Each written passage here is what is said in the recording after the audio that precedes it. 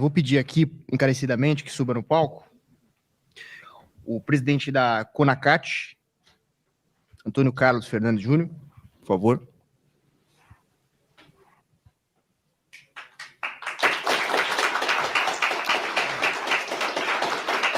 Marcelo Pedro, por gentileza.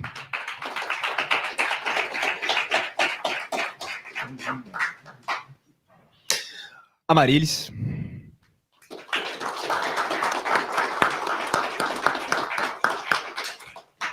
E o mais importante, Aldo Rebelo, ministro Aldo Rebelo.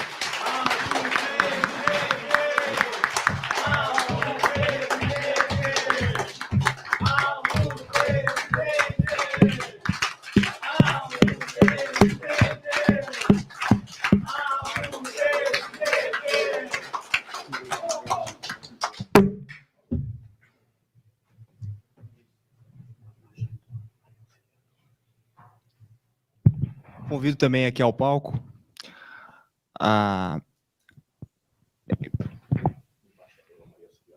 embaixadora Maria Auxiliadora.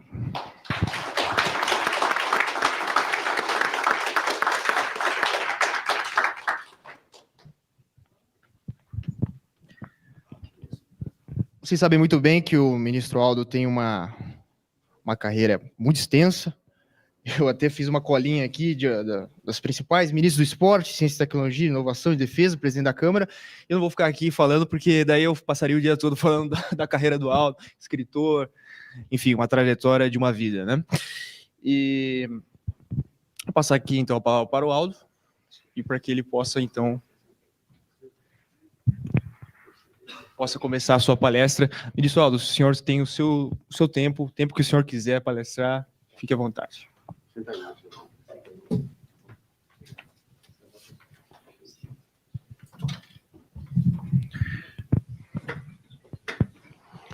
Bom dia,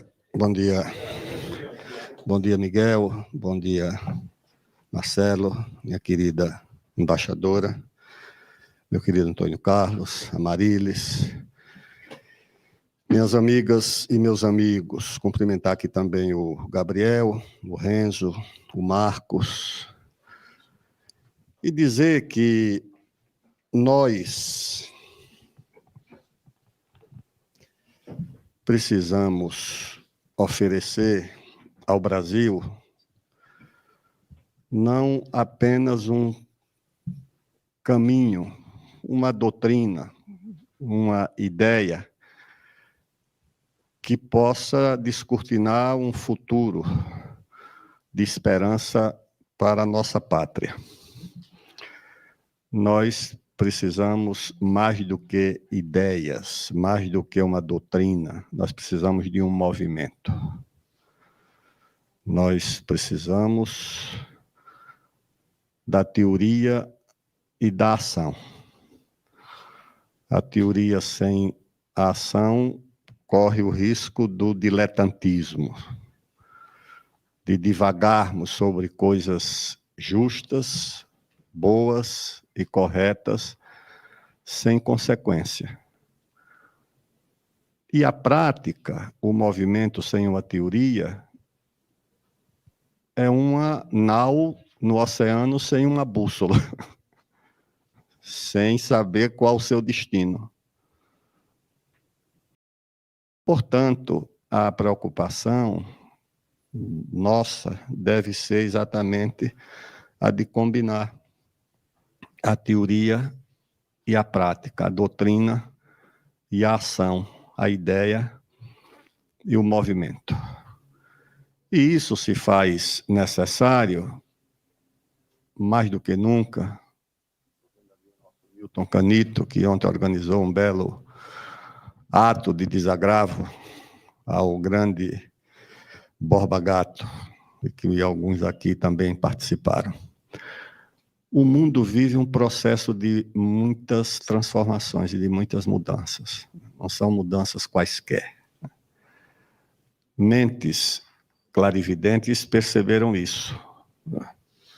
O Napoleão Bonaparte, no século XIX, no início do século XIX, pronunciou que quando a China despertasse, o mundo tremeria. Tá certo? E o Deng Xiaoping respondeu 200 anos depois, quando perguntaram para ele que balanço ele fazia da Revolução Francesa, ele disse que era muito cedo para fazer o balanço de um acontecimento tão recente. Aqui nós nos aventuramos a fazer divagações sobre coisas que nem sequer aconteceram ainda. Mas a verdade é que o mundo vive esse processo de mudança, né? O mundo está saindo de um dinamismo econômico do Atlântico Norte para o Indo-Pacífico, está saindo da América do Norte e da Europa Ocidental para a Ásia, né? E isso tem um grande impacto sobre o Brasil. Como todos os acontecimentos de caráter internacional, influenciaram muito no Brasil. A primeira grande influência foi o próprio movimento das grandes navegações. Sem as grandes navegações, sem a aventura dos portugueses, sem a construção. Hoje seria um parque tecnológico, a Escola de Sagres. Era um parque tecnológico, onde se reunia conhecimento, ciência, prática, e que deu ao mundo aquele movimento que foram as grandes navegações. E Portugal conseguiu construir o primeiro império global da era moderna. E o Brasil entrou nesse processo. Depois nós sofremos as consequências das guerras napoleônicas. Se o Napoleão não tivesse se aventurado a sair derrubando rei, coroas pela Europa inteira, tá certo? Era a teoria do dominó, né? Onde tinha um rei, ele saía empurrando e derrubando. O Dom João VI não teria vindo para o Brasil. E veio para o Brasil e aqui precipitou uma série de transformações no Brasil, porque na prática transferiu o reino para o Rio de Janeiro. Tanto é que o Brasil teve assento lá no Congresso de Viena, quando as grandes potências se reuniram para organizar a Europa pós-Napoleão, o Brasil tinha assento lá, porque era o Reino Unido, e a sede do Reino Unido era o Brasil, em 1815. Aliás, uma sugestão do Talleyrand, do grande ministro francês, de todos os governos, que falou para o embaixador português lá, disse, manda o seu rei declarar isso Reino Unido, porque ele vai ter assento lá na Conferência de Viena. E o Brasil antecipou a sua independência, e muito, a partir, não só o Brasil, as colônias espanholas também, a partir das guerras napoleônicas. Nós tivemos aqui a influência da Revolução Americana, da independência dos Estados Unidos, que precipitou o fim da monarquia, porque os americanos consideravam uma certa anomalia a existência de uma república num hemisfério que era todo republicano. E a gente tinha aqui uma monarquia. Então, o tanto que o Floriano Peixoto, quando sofreu o cerco da Armada, ele mandou o general, acho que era Jerônimo, um almirante, mandou aos Estados Unidos, ele comprou os barcos civis, não eram barcos de guerra. Armou nos Estados Unidos e tripulou nos Estados Unidos. Nós tivemos uma marinha com tripulantes americanos para romper aqui o bloqueio da Armada, que tinha simpatias pelo Império. Então, foi uma influência grande dos Estados Unidos. E a grande influência na Segunda Guerra. Todas elas, porque as influências não chegam em estado puro. Elas chegam com os seus efeitos positivos e negativos. O Getúlio fez um grande acordo com os Estados Unidos. Deu aos americanos. Como nós não valorizamos a nossa história, isso passa imperceptível. O Roosevelt talvez tenha sido o maior estadista dos Estados Unidos da história. Ao lado do Lincoln, provavelmente, mas foi ele. Um grande líder, foi presidente 3 ou 4 vezes. Ele veio ao Brasil. Getúlio nunca foi aos Estados Unidos. Ele veio aqui 2 vezes. Veio um ao Rio de Janeiro e veio outro para encontrar o Getúlio em Natal. Claro que Natal vale a pena como um passeio, não tenha dúvida nenhuma. Mas o Roosevelt não veio a passeio. Ele veio porque tinha coisas importantes a decidir. Ele precisava de borracha, porque não tem guerra sem aço, sem petróleo e sem borracha. Você não constrói um barco. Um navio de guerra tem 20, estou falando de barcos da época, 20 mil peças de borracha. Um avião de combate tinha 1 tonelada de borracha. Um tanque de guerra, mais ou menos a mesma coisa de borracha. Sem borracha não tinha guerra. E os aliados não tinham borracha, tinham perdido toda a borracha para o Japão, lá nas colônias britânicas. E ele veio aqui atrás do mais importante de tudo. Eu não sei como é que a historiografia brasileira ignora isso. Você tem que recorrer, eu tive que recorrer a fontes americanas para colocar isso num livro que eu escrevi sobre a Amazônia.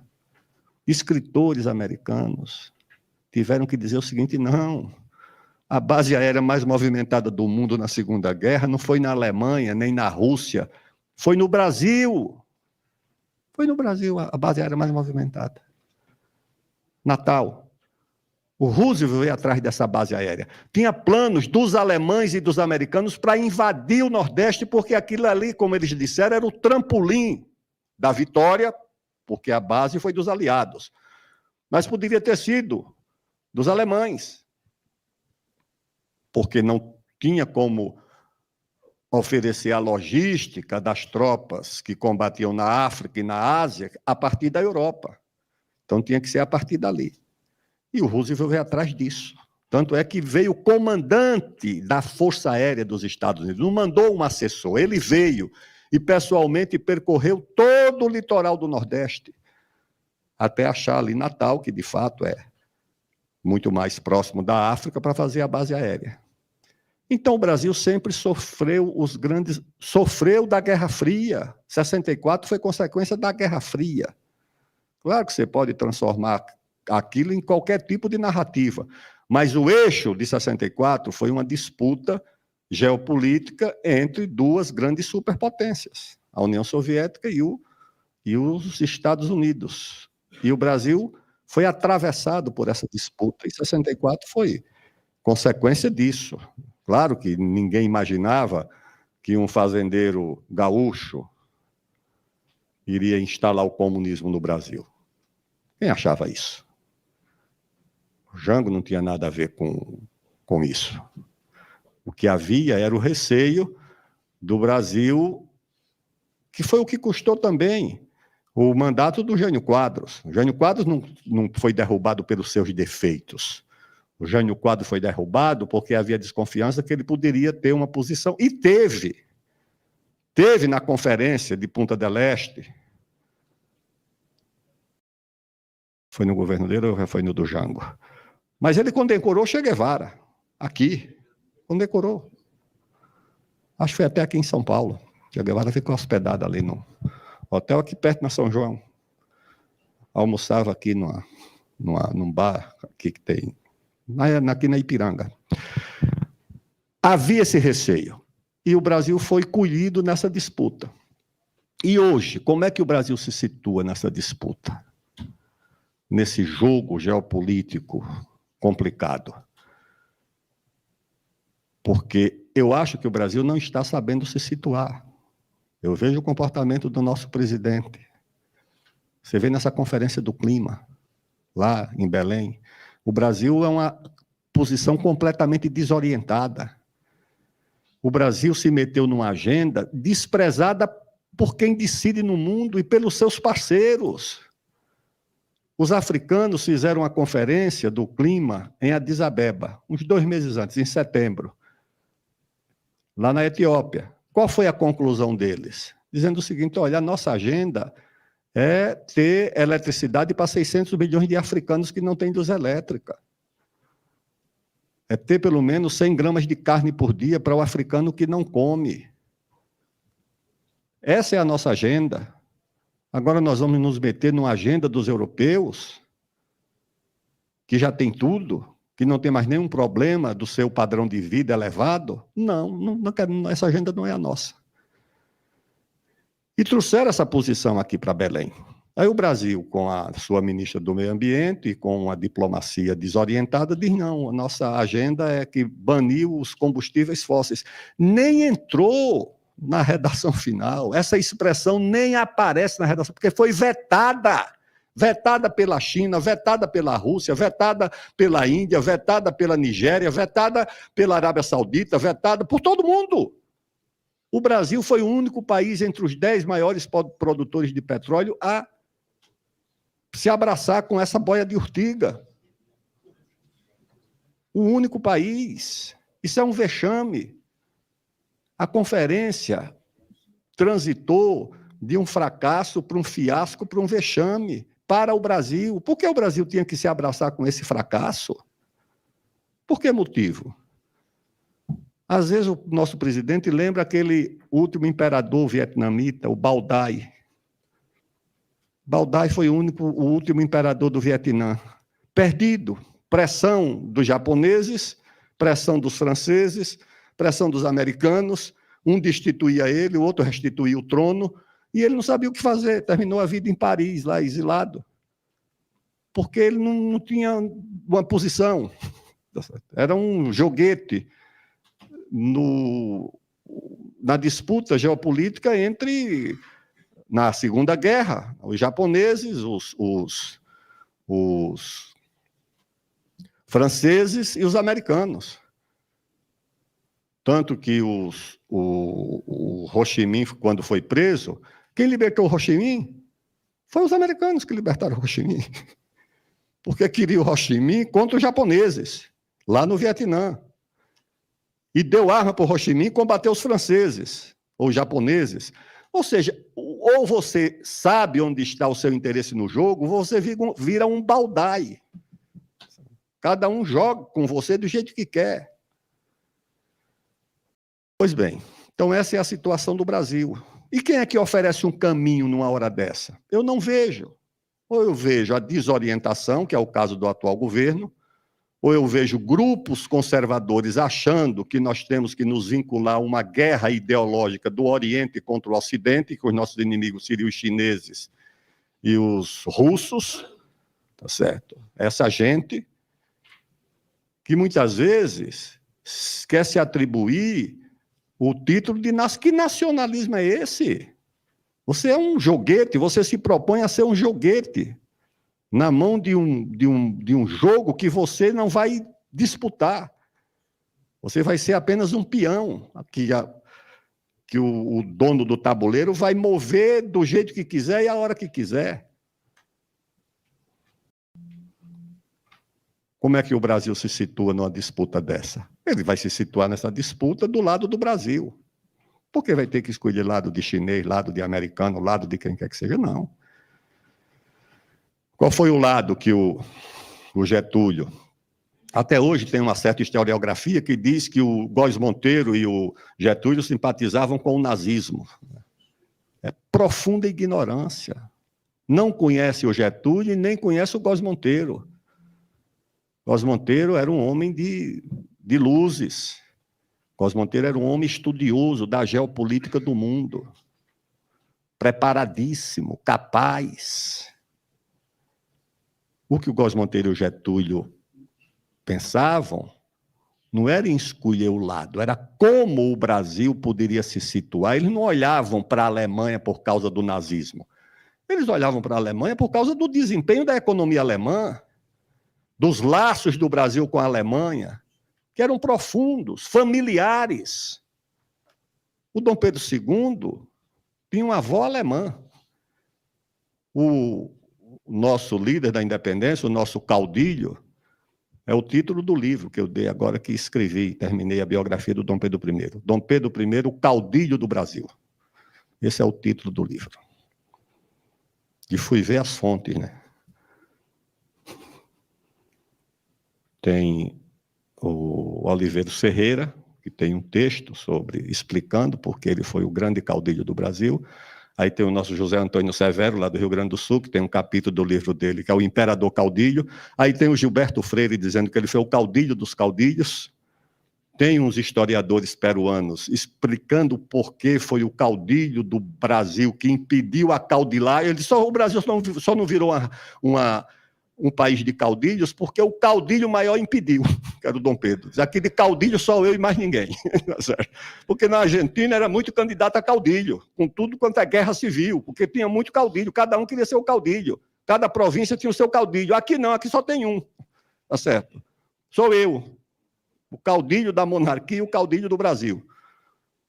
Então, o Getúlio e o Góes Monteiro, que também era um caudilho, só que o caudilho civil tinha muito mais projeção, mas o Góes Monteiro também era um caudilho. Tanto que foi o líder militar, inconteste.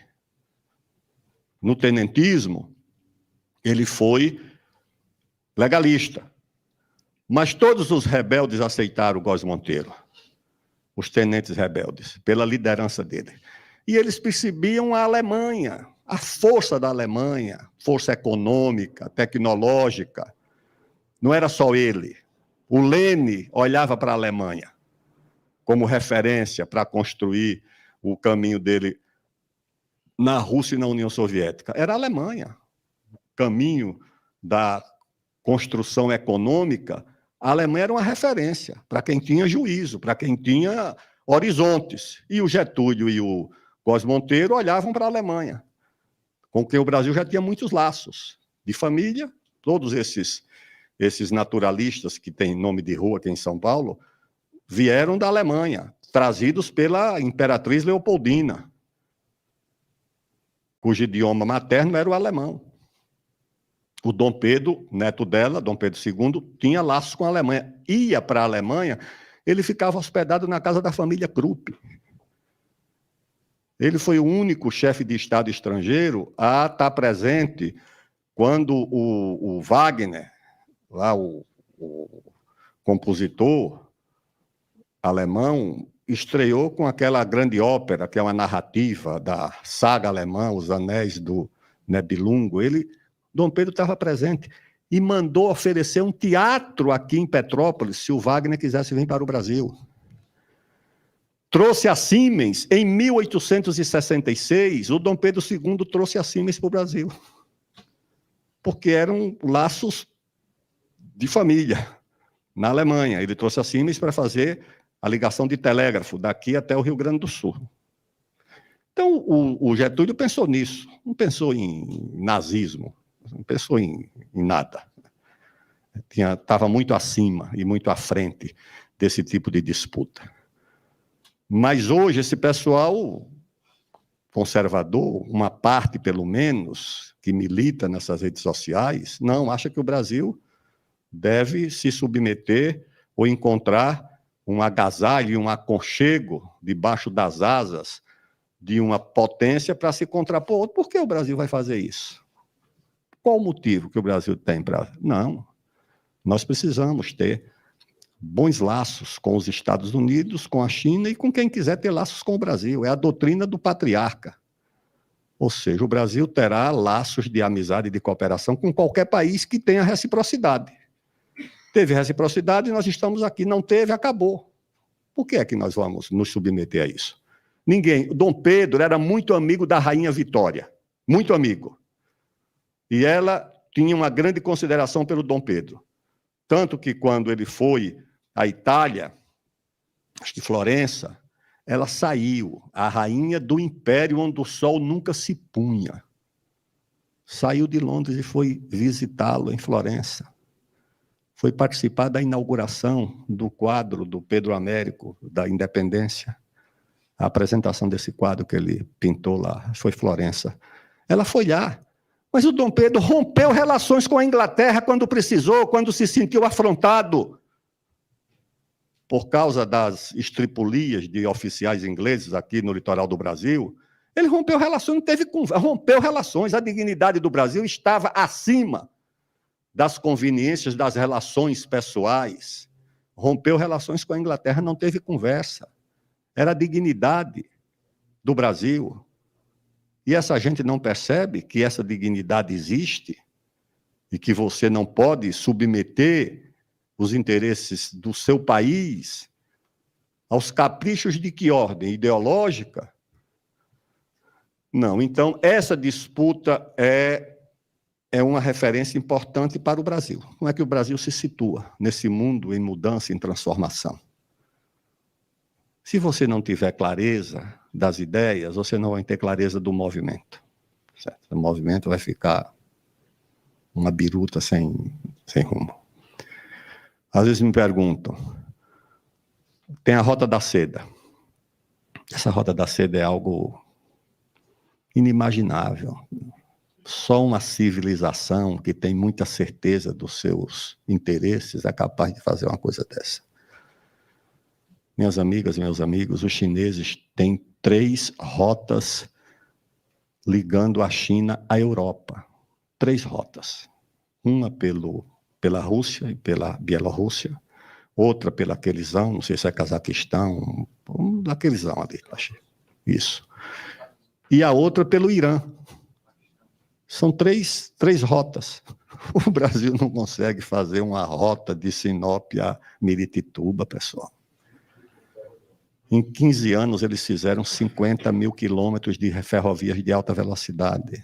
Escutem, em 15 anos, 50 mil quilômetros de ferrovias de alta velocidade.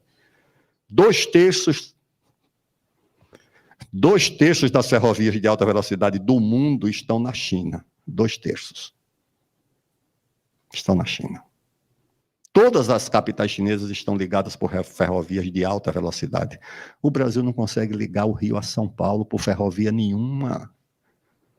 Isso é um vexame, isso é uma vergonha, isso depõe contra o nosso país, contra as nossas elites.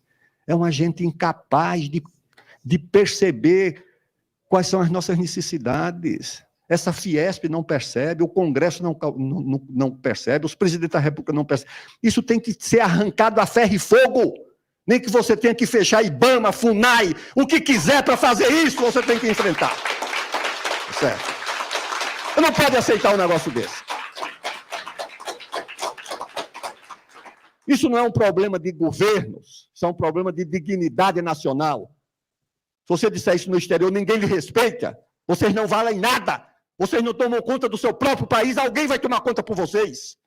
Tá certo? Se vocês não têm capacidade de tomar conta do seu país, alguém vai tomar conta. Alguém vai tomar conta. Vocês não têm capacidade. Como é que você pode aceitar uma situação dessa? Mas está aí. Em 10 anos de Rota da Seda na África, eles construíram 6 mil quilômetros de ferrovias, 10 mil quilômetros de rodovias, 20 novos portos, 30 novos aeroportos e 81 centrais elétricas. Nós não conseguimos fazer uma hidrelétricazinha, uma PCH, que é uma pequena hidrelétrica, para dar luz para um pelotão de fronteira e para os índios, porque o IBAMA não deixa, a FUNAI não deixa. O presidente Lula agora vai nomear o 11º ministro do Supremo. Indicou agora o doutor Messias. É o 11º ministro que ele vai nomear. O presidente Dilma nomeou 5. São 16. Vocês acham que alguém vai governar o Brasil com esse Supremo? Vocês acham que isso é possível? O que você fizer aqui vai ser desmanchado ali, pode ter certeza. Não vai acontecer nada.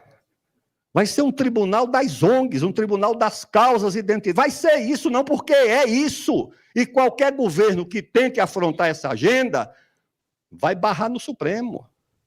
Ou você enfrenta isso, ou você vai ser um presidente de opereta, de nada.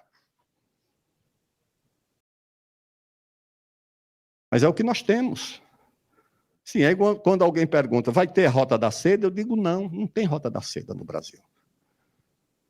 O Brasil é muito grande para se incorporar à rota de quem quer que seja. O Brasil vai ter a sua rota. Nossa rota é a rota Piabiru-Bandeirantes. Há 500 anos traçada e conhecida. Essa rota foi quem integrou o Brasil.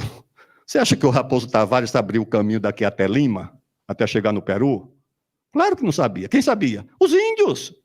Eles que saíam daqui, de São Vicente. Todas essas rotas são conhecidas. São 3 ou 4 rotas de Piabiru. No Paraná ainda existem os caminhos, calçados que eles faziam para passar ali por Assunção, chegar até o Alto Peru, né, que é a atual Bolívia.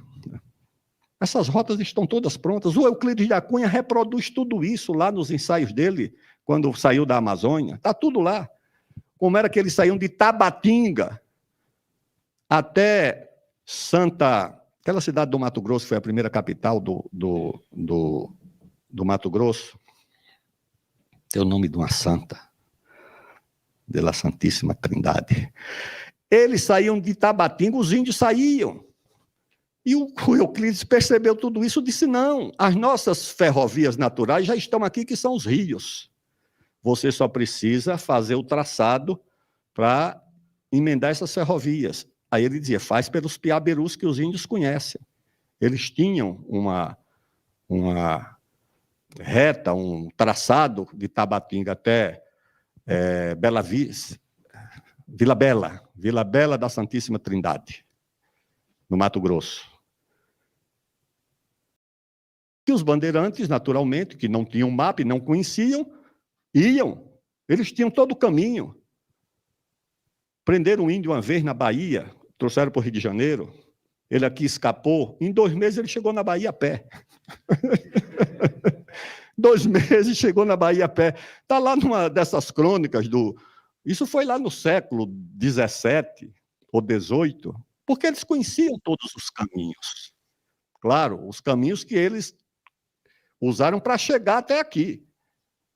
Porque aqui tem a história dos povos originários, não existe povo originário no Brasil. Todos nós que nascemos aqui somos originários, inclusive os índios. Mas todos os integrantes da espécie sapiens têm só uma origem, que é a África Oriental. É isso que a antropologia identifica. Ninguém se originou em nenhum lugar. Todo mundo é da África Oriental. Ali é que veio o Homo sapiens. Aí, quando a Marina diz que vai banir a tilápia, por ser, como é que chama? Exótica. Eu digo, se for por esse caminho, vai ter que banir todo mundo, inclusive nós, que também somos exóticos aqui. Ninguém é original daqui.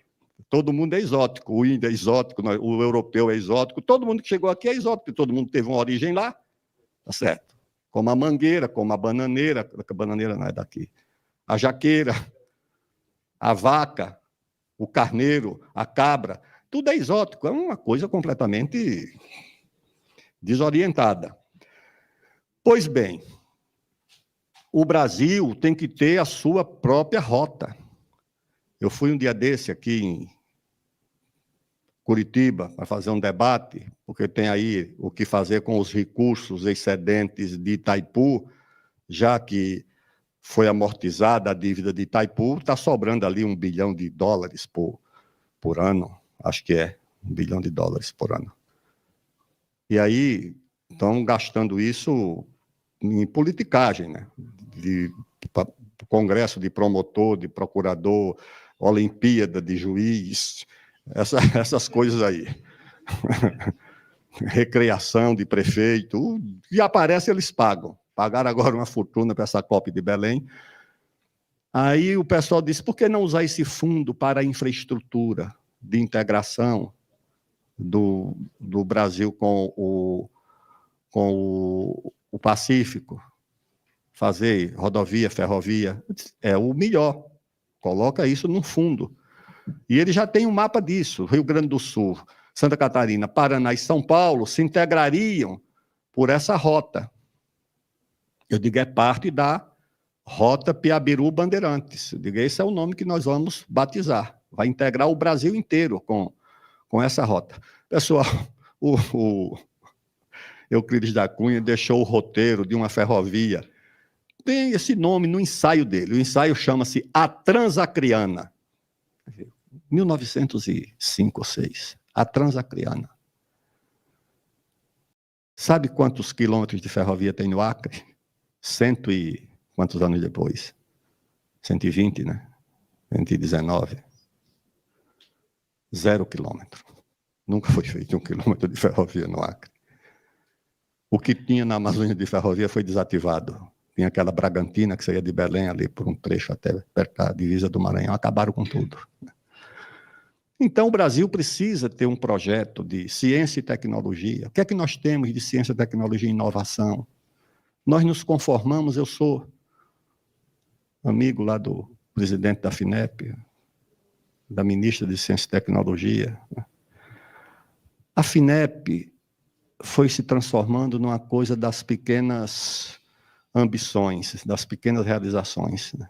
Eu lembro do governador de São Paulo. O que é bom é o que é pequeno. Tá certo. O que é pequeno pode ser bom. Mas por que você vai abrir mão dos grandes projetos, das grandes ambições? Você vai... eu lembro disso, né, que era coisa do PSDB, do presidente Fernando Henrique, onde eu também tinha muitos amigos e falava para eles, vocês vão levar o Brasil para onde? É só arranjo produtivo local. Eu só quero fazer arranjo produtivo local. Aí é o seguinte, eu quero fazer com que a dona Maria plante flores lá na Ilha das Enxadas, lá no São Francisco, em Alagoas, e eu vou resolver a economia do Brasil por isso. Não tenho nada contra os arranjos produtivos locais, pessoal. Mas o país não pode ter apenas essa ambição. O Brasil deve ter um projeto para a fabricação de microprocessadores, de chips. O Brasil deve ter um projeto de dominar o refino das terras raras. Onde é que estão esses projetos? Nessa escala. Você esqueceu o nióbio também. O nióbio, todas as... aliás, há uns 15 dias, minha prezada Maria Auxiliadora, eu participei de uma audiência pública na Comissão de Minas e Energia, lá no Congresso, para discutir terras raras. Aí estava lá o pessoal do governo e 2 geólogos e uma geóloga da Universidade Federal de Roraima, onde lá no município, que eu conheço lá, Caracaraí, descobriu-se não, que isso já estava no projeto Radan, mas identificou-se de forma mais precisa a natureza dos minerais estratégicos presentes naquela área, naquela reserva. Pois bem. E aí nós conversávamos sobre as informações de domínio público. Que a China é a maior reserva do mundo, com 40 milhões de toneladas, a segunda reserva é o Brasil, com 22 milhões, mas enquanto a China produz 40 mil toneladas por ano, nós produzimos 20, não é 20 mil, é 20 toneladas, 20, 0,00000 alguma coisa, por ano. Os Estados Unidos têm 1.900.000 toneladas de reserva. Isso não é nada, tá certo? E olhe que tudo ali já foi examinado. Aquilo já foi tudo mapeado. O que eles acumularam são 1.900.000 toneladas. O Brasil, do pouco que apurou, chegou a 22 milhões. Aí nós estávamos conversando sobre isso quando a representante do serviço, é o antigo DNPM, Serviço Nacional de Geologia, Geológico Nacional. Disse, deixa eu dizer aqui. As nossas projeções é que o Brasil pode ter 30 bilhões de toneladas. Eu olhei assim, espantado, né? Mas é um dado oficial do governo, 30 bilhões de toneladas. Pois bem, a moça lá do Serviço de Geologia da Universidade Federal de Roraima disse o que nós não entendemos é porque a USP fez um parecer dizendo que a exploração dessas reservas vai atingir as populações indígenas. Sendo que a USP nunca veio aqui, não apareceu aqui. Claro que foi um parecer encomendado e pago, pode ter certeza por ONG. A USP se prestar esse papel. Aí veio a revelação mais surpreendente. Pois é, nós estamos aqui fazendo esse esforço de estudos na área somente com o apoio das universidades chinesas. Os chineses já estão lá, entendeu? E a USP sabotando. Quem devia estar lá era a USP, era a geologia da USP, da UFRJ, do que nós temos de melhor. Era isso que devia estar lá auxiliando aqueles pesquisadores da Universidade Federal de Roraima com recurso quase zero, num trabalho que é quase de pregação, quase de sacerdócio, sem recursos, sem meios.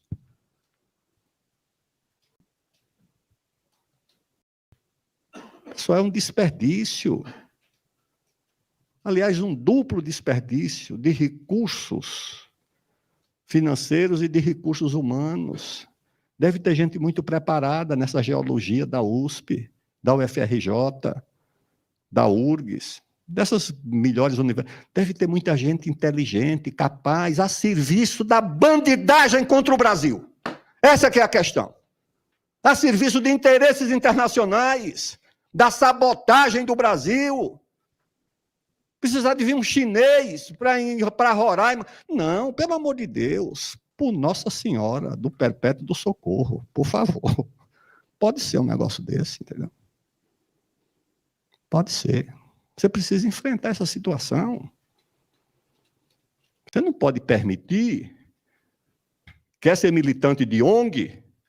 Vá por conta própria, com dinheiro público. Não vai mais, acabou. Não tem mais dinheiro para isso. Essa decisão tem que ser tomada. Você pode admitir uma situação dessa no Brasil? Todo o esforço, porque o Brasil tem uma estrutura, eu fui ministro da Ciência e Tecnologia, contratei lá uma professora de uma universidade inglesa, muito preparada, professora Mariana Mazzucato, para fazer um parecer sobre o nosso sistema de investigação, de ciência e tecnologia. Ela disse, não, o sistema é muito bom. O Brasil tem um bom sistema, tem boas universidades, tem bons institutos de pesquisa. O que o Brasil precisa são duas coisas. Primeiro, renovar, porque os pesquisadores estão se aposentando, envelhecendo e não se renova. Tem equipamentos, porque pesquisa tem dois custos, o recurso humano e o recurso em equipamento, em máquina, um microscópio de última geração é muito caro. Tem que ter isso. E o seguinte, mas tem uma outra coisa que ela disse, vocês precisam que essa estrutura de ciência e tecnologia se coloque a serviço do desenvolvimento do país. Porque aqui é como se o pesquisador fosse um ente que estava acima da economia, do mundano, onde ele não se conspurca nem que se contamina. Tá certo? Ele tem que fazer a ciência pura. Não, ela disse tem que fazer as encomendas. Quais são as demandas do setor econômico, da atividade econômica? Qual é a demanda na área de biotecnologia, na área de fármacos, na área de informática? Em todas essas áreas. Quais são as demandas? Onde é que estão os gargalos? O Brasil gasta bilhões e bilhões por ano em segurança cibernética. Pergunte quanto custa os pacotes do Itaú, do Bradesco, da JBS, da Vale do Rio Doce, por ano. Porque tem que pagar por ano, porque ou você renova, ou o hacker, gente que trabalha para quebrar esses sistemas, se renova. São bilhões e bilhões. O que é? Professor, a questão do CIBAN ainda é feita pelo governo americano? E essa questão da base de Alcântara, porque o Brasil não rompe esse acordo, que lá pode ser um ponto de espionagem. Nós sabemos, temos a ideia que aquilo houve sabotagem, né? Tá certo. Então é o seguinte, você tem que transformar a nossa estrutura de ciência e tecnologia, que estão nos nossos institutos, que você tem bons. O Instituto de Matemática Pura e Aplicada do Rio de Janeiro é considerado um dos 5 melhores do mundo. Um critério de concurso que é concurso internacional. Tem concurso que não passa nenhum brasileiro, só passa estrangeiro, mas vem pesquisar no Brasil e a serviço do Brasil. Aliás, os 2 últimos presidentes do Instituto, quando eu fui ministro, não eram brasileiros. O primeiro era um peruano e depois um português, que nós nomeamos, por mérito. Perguntei uma vez para o peruano, eu digo, por que você veio para o Brasil? Ele disse, eu vim para o Brasil porque quando eu terminei meu curso de matemática em Lima, perguntei para o meu professor onde é que eu posso avançar em estudo de matemática. Ele disse, vai para o Brasil, professor Erlon Lages, que era da Universidade de Brasília e depois foi para o INPA, no Rio de Janeiro. Vá para lá. E agora é um português, que eu levei lá para Portugal, quando fomos visitar as instalações que fizeram pesquisa para esse avião da FAB, que tem uma contribuição dos portugueses, esse KC-390, são bons institutos. Agora, eles vão envelhecendo e não tem ligação com a vida econômica do país. Como se fossem institutos para pesquisa da ciência pura. Não, a ciência é aplicada. E aplicada principalmente às demandas. Aí ela disse, você tem que ter a demanda, que é que está precisando em todas essas áreas de fronteira, da tecnologia, para a atividade econômica. O governo coloca o recurso, tá certo? As indústrias recebem o benefício e o país vai ganhar competitividade, tanto na economia geral, como na área de defesa, que eu também convidei quando era ministro da Defesa. Ela veio lá e disse, não, toda aplicação de ciência em defesa é dual. Tem a aplicação militar, mas tem a aplicação civil. O Brasil nunca levou isso em conta. Então, o país vive, na verdade, a deriva, sem um projeto, sem um caminho. Na época dos militares, isso tinha um nome, se chamavam Objetivos Nacionais Permanentes. Esse nome foi abandonado, foi banido. Foi banido por quê? Porque nós perdemos a capacidade de planejar. O planejamento passou a ser uma coisa banida por essa doutrina liberal. Os liberais acham que isso é um crime, que não deve ter planejamento. O socialismo e o capitalismo sempre disputaram para ver quem planejava mais. Aliás, no livro da Mazzucato, ela revela, aliás, 2 belos livros que ela tem, um sobre o Estado empreendedor, onde ela desmistifica a ideia de que a inovação é coisa do mercado. Não tem nada de mercado. O mercado parasita o investimento do Estado. E ela dá uma série de exemplos. Ela diz, esse Vale do Silício, o mito de que foi um menino criativo numa garagem, não tem nada de garagem, nada de menino. Foram 3 generais da reserva do exército americano que foram mandados para o Vale do Silício para abrir uma startup para começar a preparar os Estados Unidos para enfrentar a corrida espacial, porque tinham sofrido um vexame, uma goleada da União Soviética quando o Gagarin apareceu lá, em órbita. Os americanos sofreram uma humilhação, foi um vexame. Foi uma crise de depressão. E na corrida, para perder o tempo perdido, sacrificaram a geração dos melhores pilotos. Isso tem livro, tem filme. Porque não tinham material para ultrapassar as barreiras das camadas, e aquilo se dissolvia, morria gente atrás dos melhores que tinham. E para superar isso, para ter material, para ter equipamento, eles mandaram esses americanos, esses generais, abrir essa startup lá no Vale do Silício. Mas os liberais vendem a ideia de que não, foram 3 meninos que foram numa garagem, e da garagem... que é isso? Fala sério. Não estou tirando aqui o mérito dos meninos das garagens. Eu sei que nas garagens se fez pesquisa, talvez tenha se feito muito mais música. Né? Nas garagens também se fez música de qualidade. Agora você vai tirar o papel do Estado? Não, foi o Estado. Foi o Estado. A IBM, quem fez? A IBM foi do Estado americano. O primeiro computador era um negócio que ninguém queria. Quem diabo ia comprar um computador que era do tamanho dessa sala? Para fazer 4 operações. Talvez fizesse essas 4 operações da aritmética. Não fizesse mais nada. Foi o Estado americano que fez. E o Brasil também fez o seu planejamento, e não era um atributo só da esquerda.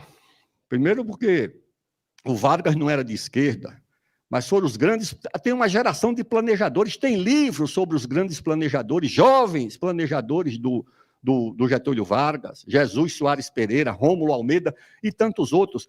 Pessoal, eu tive a curiosidade. O presidente da República manda, no começo do ano, uma mensagem ao Congresso. Os americanos fazem um discurso, é aquele discurso à nação, uma coisa assim. No Brasil, é uma mensagem que o presidente da República entrega. Eu recebi essa mensagem como presidente da Câmara e entreguei essa mensagem como ministro da Coordenação Política. É uma mensagem que o presidente da República nem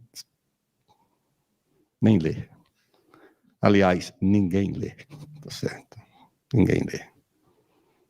Mas aquilo deveria ser a referência, o roteiro, a bússola, não era nem do governo do Estado brasileiro.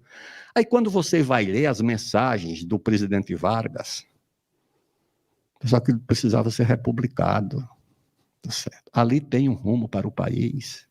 Ali era feito por gente competente, não era por tecnocratas de quinta categoria que se livra daquilo entregando qualquer coisa, não. As mensagens. E ali era o planejamento.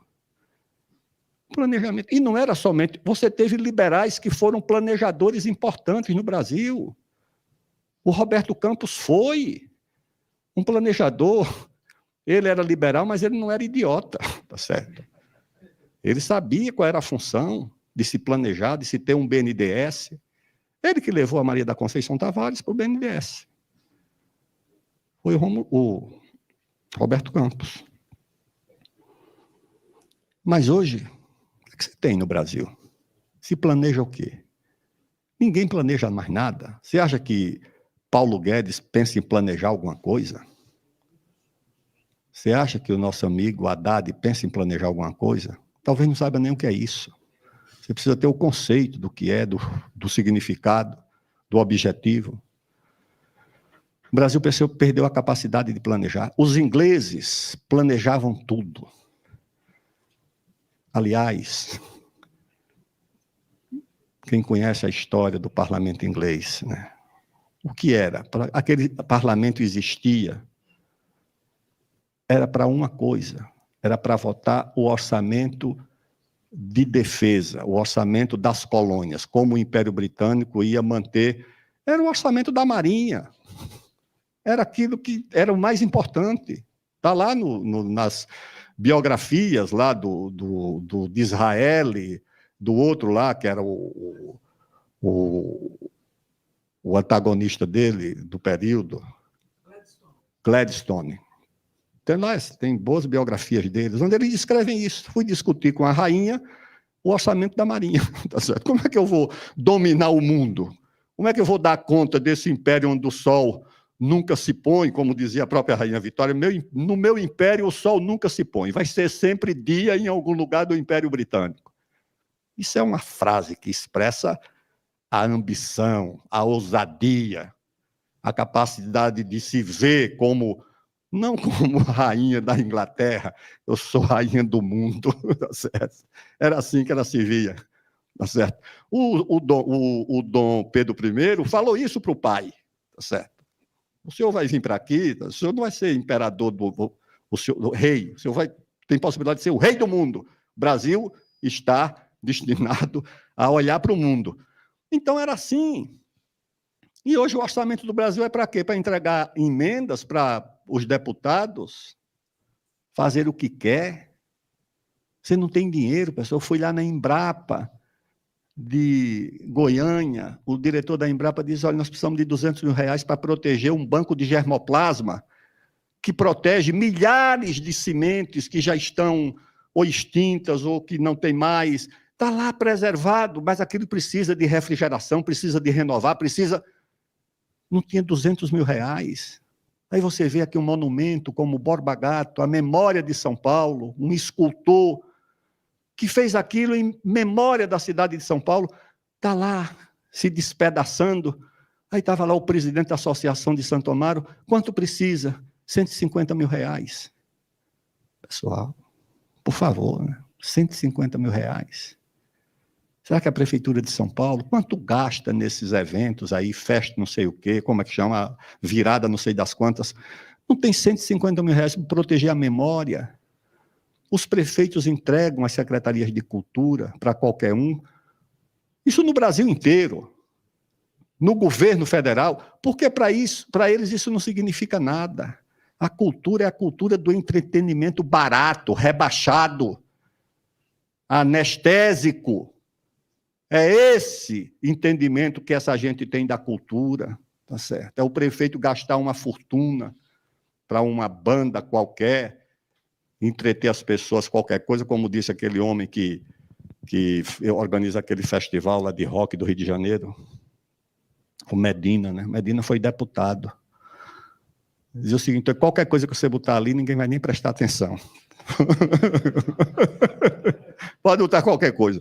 As pessoas só sabem que é a grife, é a banda não sei das quantas. O que vai tocar, não. Aquilo ali, está todo mundo num ritmo que pouco importa. Então é assim, entendeu? É assim que se trata. Portanto, o seguinte, então qual é o nosso dilema? Eu já disse aqui no encontro que nós fizemos lá naquele outro sindicato, qual é o problema nosso? O problema nosso é o seguinte: é a dissociação da questão democrática da questão nacional. Aqui nós separamos. Nós construímos a ideia falsa que você pode ter um país democrático numa colônia financeira, numa colônia tecnológica, numa colônia diplomática, numa colônia militar. Então, o que importa é a democracia. Tá certo? Para os chineses, o que importa é o resultado. Para os liberais, o que importa é o processo. Tá certo? Você pode escolher qualquer vigarista, ele está legitimado pelo processo. O que legitima na China é o resultado. Pode ser uma dinastia, agora a dinastia tem que apresentar um resultado.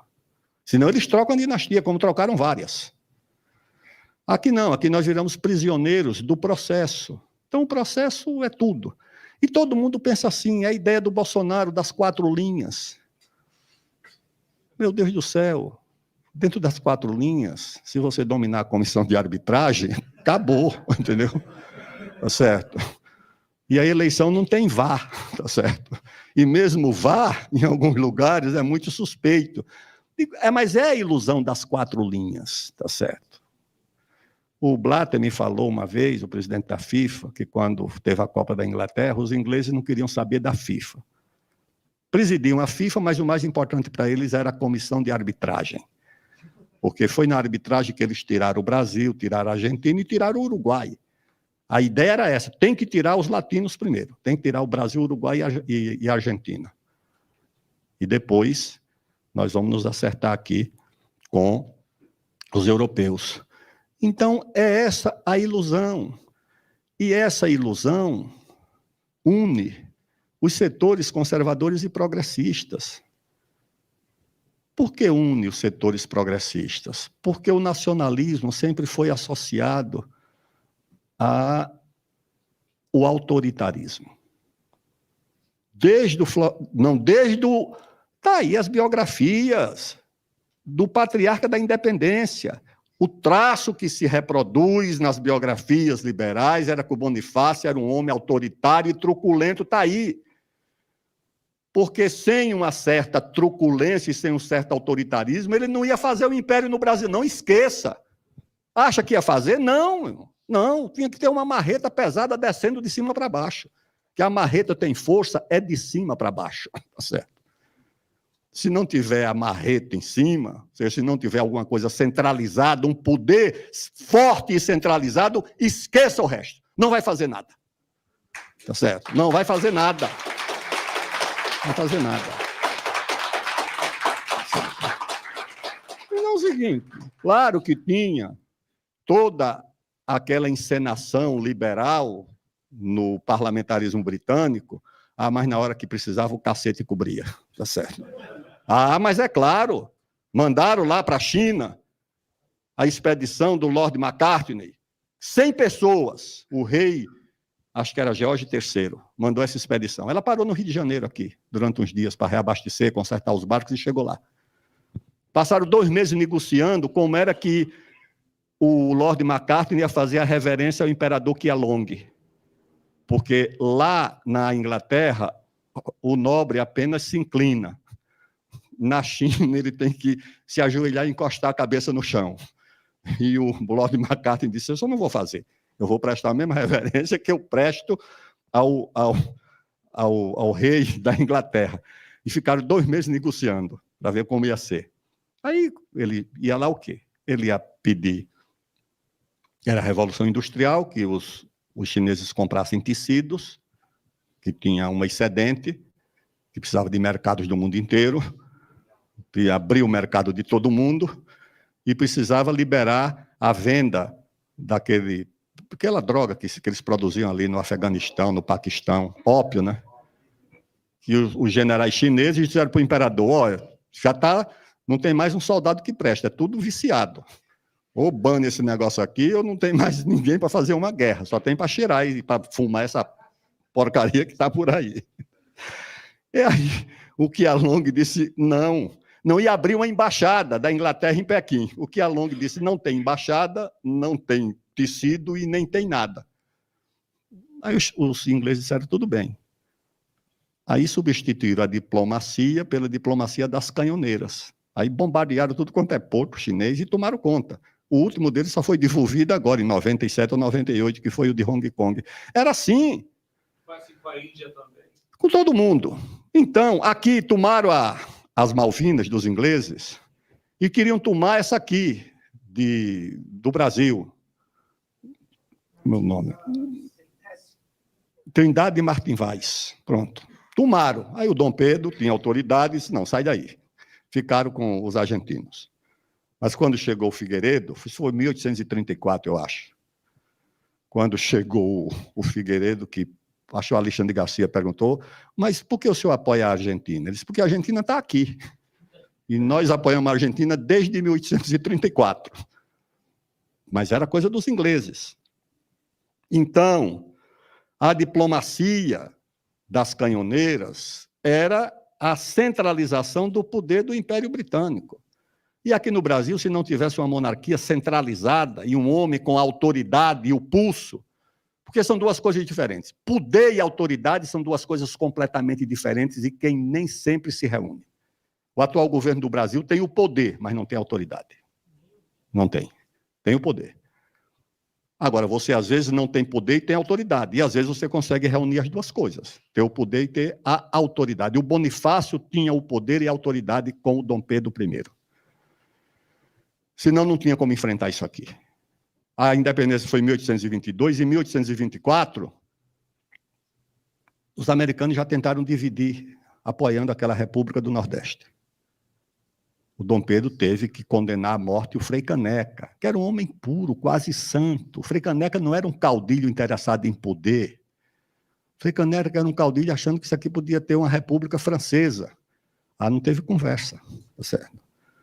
Aí teve um americano também, o William Rogers, que se meteu no negócio, condenado à morte. A embaixada americana, o governo americano, fez de tudo, não teve perdão, disse não.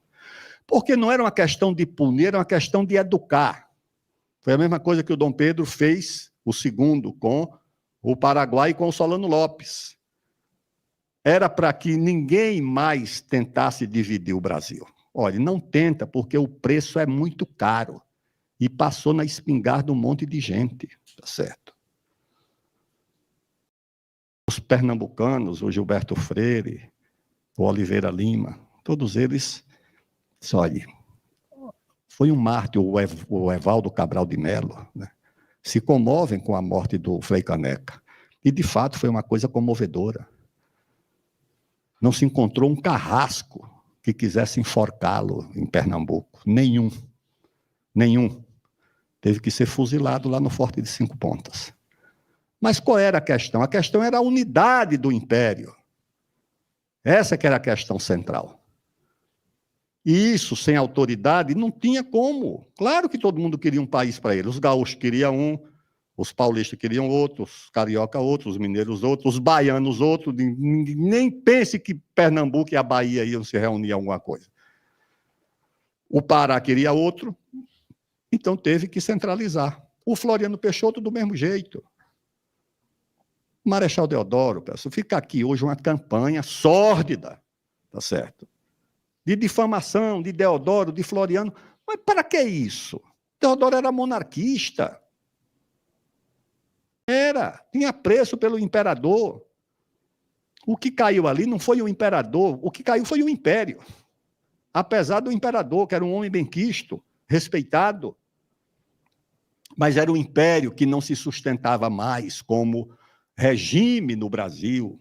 Eles tinham visto isso em experiências como a Guerra do Paraguai. Era muito difícil a condução numa situação daquela. Então, a remoção do império no Brasil, o Deodoro foram buscar ele em casa, febril, doente. E o Floriano era vice. O Deodoro renunciou porque não aguentou a confusão. Agora, dizer para botar esse negócio de pé, para consolidar isso aqui, é para ter república ou monarquia. É para ter república, então eu sei qual é o caminho. Eu sei qual é o caminho. Não dá para ter uma república com o sistema jurídico todo monárquico, com o Supremo comandado pela monarquia. Ele mandava prender um rebelde monarquista, o Supremo dava habeas corpus. Até que ele chamou o ministro da Justiça e perguntou: e quem dá habeas corpus para o Supremo? Aí nomeou um médico para o Supremo Tribunal Federal. E dizem que foi um grande ministro, o Barata Ribeiro, e depois foi um grande prefeito do Rio de Janeiro, grande prefeito, parente desse Agildo Ribeiro, que era humorista, né? Parente dele, e do Agildo Barata, que foi rebelde lá de 35. Então, é o seguinte, era autoridade. O Floriano tinha autoridade e tinha o prestígio de ser um herói da Guerra do Paraguai, venerado, respeitado, e era abolicionista, junto com o Deodoro. O outro exemplo da autoridade é o Getúlio. Vocês acham que o Getúlio teria realizado as transformações e as mudanças se não fosse naquelas circunstâncias? Eu não estou aqui defendendo o Estado Novo, eu estou aqui defendendo a história, os fatos. O Góes Monteiro conta, no livro de memórias dele, que quando foram buscar o Getúlio para ser candidato em 50, o Getúlio resistiu muito. Resistiu. Eles já estavam meio rompidos, mas, de um lado, queriam os liberais proibir a candidatura dele, porque é outro papel também que não é compreendido do Góes Monteiro. São as nuances da política, tá certo? O Góes Monteiro afastou o Getúlio, porque o Góes Monteiro tinha feito um acordo entre as duas alas militares de resolver essa disputa pelo voto.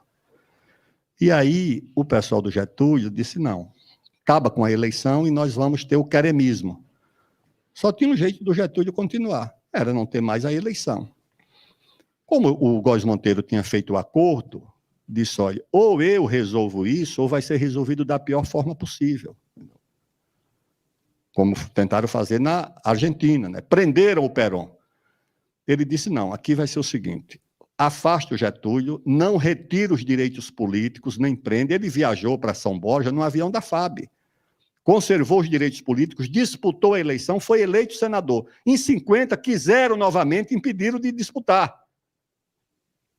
E o Góes Monteiro disse: não, não tem impedimento nenhum, vai disputar a eleição. Mas aí ele conta que o Getúlio dizia o seguinte: olha, pessoal, não tenho interesse. Por quê? Porque eu não tenho como governar com esse Congresso. Ele dizia isso. Bem, se queria ou não, a história comprovou, né, que não teve, né? Foi deposto. Mas a esquerda sempre achou isso, né? Getúlio era autoritário, Floriano autoritário, Bonifácio autoritário, o regime militar autoritário e todos nacionalistas. Logo, o nacionalismo é autoritário. Os militares são nacionalistas, aí foi que piorou tudo. Mas disse: não, pessoal, esse negócio de nacionalismo não dá. Eu via isso no PCdoB, via isso. Via. Eu ficava, em 90 e poucos, quando saiu o fim da União Soviética, eu vi o movimento de todo mundo. A França retomou as experiências nucleares, mandou fazer aqueles aquelas experiências no atol de Rocas.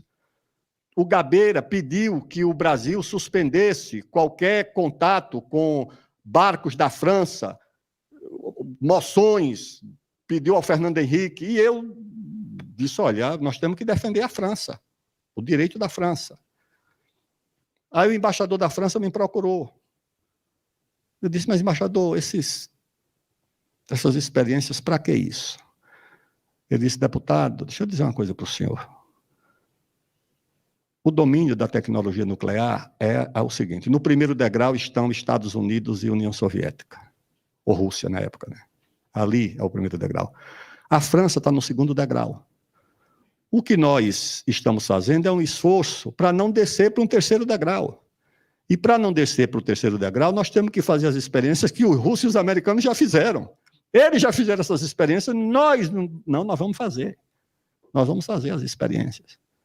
Aí eu procurei um deputado aqui de São Paulo, Ademar de Barros Filho, que era químico, formado lá na França. Eu disse, Ademar, vamos fazer uma sessão solene. Nós não podemos fazer uma sessão solene defendendo as experiências nucleares, mas vamos fazer encontrar aí uma homenagem não é ao Lavoisier, é aquele outro químico, Pasteur, e fizemos uma homenagem ao Pasteur. Mas, na verdade, a homenagem ao Pasteur era um desagravo à França. Foi lá, o embaixador, foi todo mundo. Para defender o direito da França a fazer essa experiência. Tá certo? Mas tudo horrorizava. Tudo era visto como uma coisa assim absurda. O que contribuiu para destruir o Enéas foi uma ideia que ele defendeu lá numa entrevista do negócio da bomba atômica, que faltou o caminho da política, como fazer isso de forma a não enfrentar a difamação que foi construída contra ele, né? Então, os liberais progressistas veem no nacionalismo uma ameaça aos direitos individuais, por causa dessas experiências autoritárias que veio desses períodos aí. E os liberais de mercado veem como uma ameaça ao mercado. O Floriano congelou os gêneros de primeira necessidade, congelou o preço dos aluguéis, criou outras coisas que também assustaram.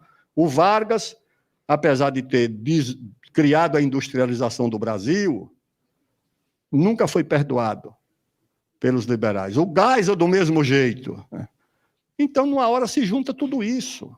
Chega aqui a madame Rosalind Carter, esposa do Carter, junta a esquerda com a direita liberal e derrubaram o governo militar. O governo militar não caiu pelos seus defeitos, não caiu por causa dos direitos humanos, que o americano nunca pensou em direitos humanos. Senão não espalhava professor de tortura por tudo quanto é lugar. O cara vinha aqui para dar aula de como arrancar Isso nunca preocupou. Os americanos nunca se preocuparam com direitos humanos, se preocuparam com a economia, com os interesses deles. Essa que é a verdade. Quem quiser que vá ver lá o americano tranquilo, lá, o agente da CIA, que ele fez em Saigon. Explodiu o bar mais movimentado da capital vietnamita para acusar os comunistas, e quando o jornalista inglês foi lá e perguntou por que vocês fizeram isso, ele disse, pela democracia. Isso foi em favor da democracia. Então, essa que é a questão de fundo que tem que ser enfrentada com habilidade, com jeito. Por que com jeito? Eu vou terminar fazendo esse raciocínio. Porque nessa união nacional que nós precisamos promover o Brasil, nós precisamos juntar os nacionalistas e os liberais. Isso é possível? Essa não é a pergunta. A pergunta é se isso é necessário. O possível vem depois, tá certo? Você tem que ver o que é necessário. Você primeiro tem que ver qual é o remédio, depois você vê onde é que está a farmácia, onde você vai buscar isso. Por quê? Pelo seguinte, porque sem essa aliança, nós não reunimos as energias necessárias para empreender mudanças no Brasil. O que vocês veem na Rússia é uma aliança entre liberais e nacionalistas, pode ter certeza. Ali tem um setor liberal muito forte no governo do Putin. Dizem que eles dominam o Banco Central russo, que eles têm lá setores importantes da economia, são os atlanticistas que eles chamam. É o pessoal que vê na aliança com o Ocidente o caminho da Rússia, e os outros que vê a Rússia como parte da Eurásia. Essa é a divisão. E, na verdade, o Putin deve compreender que a Rússia é as duas coisas. Tem, de fato, uma Rússia europeia, ocidental, de cultura, de tradição, claro. E tem uma Rússia que é mais oriental, que é mais asiática. E você vai partir essa Rússia, aí você vai cometer o erro que os países africanos de língua portuguesa cometeram. O que é que aconteceu em Angola? Foi uma cisão entre os movimentos marxistas, progressistas, litorâneos e urbanos e aquela Angola profunda, tá certo? Totalmente negra. E olhada pelos meninos e meninas que iam estudar na Europa, nas universidades de Lisboa, como se fosse uma África incapaz que precisasse ser guiada como um cego pelo caminho da civilização. Essa turma se ligou à União Soviética e a Angola profunda se ligou aos Estados Unidos. Aqueles líderes lá, o Holder Roberto, o Jonas Savimbi, se vinculou porque eles se sentiram excluídos. Isso está num livro magistral do Pepe Tela, chamado Geração da Utopia. Ele descreve tudo isso como foi, esse roteiro da divisão de Angola, que também aconteceu lá em Moçambique, entre a Frelimo e aquele outro movimento, Renamo. Foi a mesma coisa. Aqui no Brasil, você tem esse risco também, tá certo? De dividir o país desse jeito. Estava conversando ontem com os meninos aí sobre o Euclides da Cunha, os Sertões. Eu estou fazendo mais uma leitura dos Sertões, a quinta ou sexta vez, né? Eu digo, aquilo continua presente. Aquilo ali, aquela tragédia, foi uma tragédia de erros, de equívocos. Aquele sertanejo não era uma ameaça monárquica. Aquilo foi uma narrativa. Aqueles brasileiros renegados de tudo tinham que ser deixados em paz ali, assistidos, da água, da comida, distribuir terra para eles trabalharem. Foram tidos como inimigos da nação, entendeu? Pagaram um preço alto, mas também cobraram, tá certo? Cobraram. Por isso que eu não aceito que aquilo foi um genocídio. Aquilo foi uma guerra. Desigual, mas foi. Tá certo? Desigual, mas foi. Como diz o Euclides, né? A única guerra onde os combatentes foram exterminados até o último homem. Ninguém sobreviveu. Mas lutaram. Cobraram também um preço alto do exército. Mas foi o desencontro entre esses dois Brasis, aquele Brasil desconhecido, profundo, ignorado, e o Brasil urbano, que não compreendia. Esses dois Brasis continuam existindo. Agora, sendo que uma parte desse Brasil profundo está aqui, nas periferias das grandes cidades. Tem o suburbano. O suburbano é uma categoria que não é o rural, mas também não chega a ser o urbano. Ele é rejeitado pelo urbano e ele não é mais o rural. Ele tenta manter uma parte da sua cultura rural. Eu vejo aqui, vou nesses encontros dos nordestinos que se encontram aqui nesses clubes da CMTC. Eles fazem encontro de tudo. Encontro da cidade de Pedro II, encontro da cidade da Bahia, não sei de onde. Eles mantêm a sua unidade, porque eles se sentem aqui meio ainda incompreendidos e excluídos desse Brasil litorâneo urbano, que era o conceito de sertão. Sertão era tudo que não era litoral. Hoje não, o cara acha que é um semiárido nordestino, mas não é. Sertão é tudo isso. Então, o Brasil precisa dessa unidade. A China, o que é que fez? A China, pessoal, em economia, é um país extremamente liberal. Em finanças não é. Tá certo? Em finanças não, mas em economia é. A abertura que a China promoveu foi completa, concorrendo empresas estatais com empresas privadas. O que eles mantiveram foi o controle sobre a moeda e sobre o câmbio. Aí ficaram o controle. Mas o resto abriu. O que é que os Estados Unidos fazem? Também é uma combinação de economia liberal com intervenção estatal brutal, absoluta. Todas essas crises financeiras americanas, desde a de 30, todas elas sofrem profunda intervenção do Estado americano. Então, o que o Brasil precisa fazer é um movimento que dê ao mercado a liberdade que ele precisa para criar, para investir, e que dê ao Estado a capacidade de fazer com que esse movimento seja em benefício do desenvolvimento do país. Tá certo? É isso que o Brasil precisa fazer. Por quê? Porque o Brasil não tem recurso para desenvolver a partir do investimento público. Esse dinheiro não existe. Ou você faz o caminho de criar o excedente a partir da atividade do mercado e privada, para que ela gere o excedente para o Estado voltar a ter um papel, ou você não vai fazer nada. Então você tem que ter um choque de economia de mercado no Brasil, na área da agroindústria, na área do minério, na área de energia. Você precisa fazer isso. Você não dispõe de outros meios para isso. E aí você capitaliza o Estado e mantém o Estado acompanhando aquilo que é fundamental: ciência, tecnologia, moeda, crédito, câmbio, essas coisas que o Brasil precisa fazer. E o resto, deixa o mercado agir, porque nós não temos outros meios, nós não temos outro caminho no presente momento. O Brasil já conhece esse caminho. Tem um livro do professor Sérgio Silva, que é um belo texto, porque é uma teoria que está ali, que é o café na industrialização de São Paulo, onde ele demonstra como é que...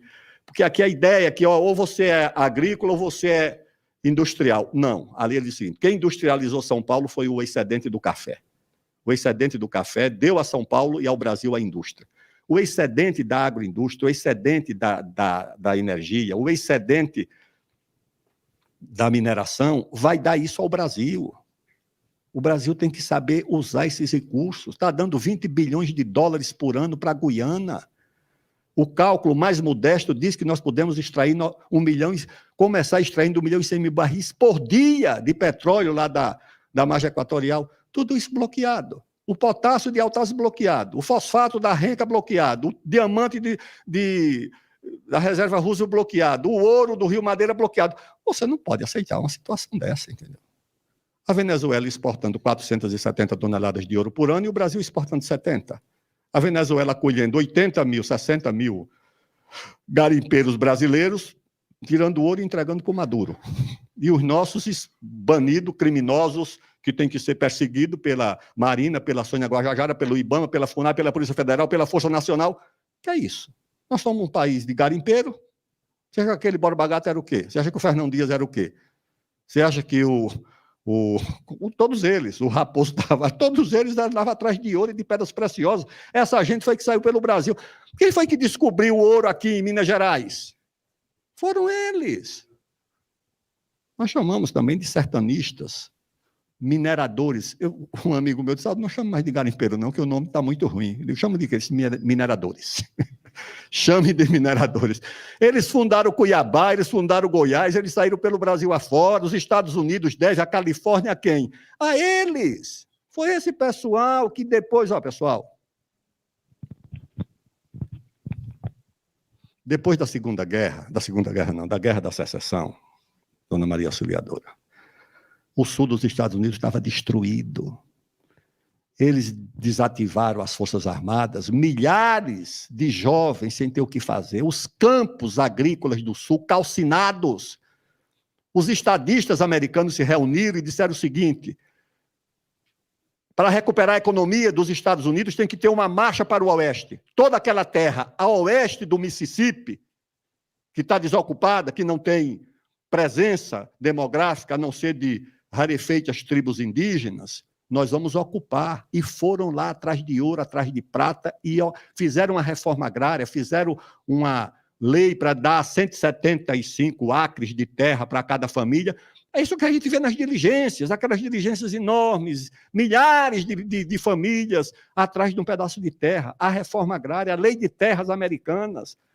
O nosso oeste está aí incólume, intacto, que é a Amazônia e o centro-oeste brasileiro, que nós precisamos ocupar demograficamente e economicamente, com responsabilidade ambiental e social. É isso que nós vamos fazer. Nós tivemos a marcha para o oeste dos Bandeirantes, nós tivemos a marcha para o oeste dos Seringueiros, no século XIX, nós tivemos a marcha para o oeste do Getúlio, nós tivemos a marcha para o oeste do Juscelino, nós fizemos um pouco do Geisel com a Transamazônica, e nós precisamos fazer a maior de todas agora, tá certo? Para ir buscar lá os recursos da geologia, da mineração, da energia e de tudo, para fazer o progresso do Brasil futuro. Muito obrigado.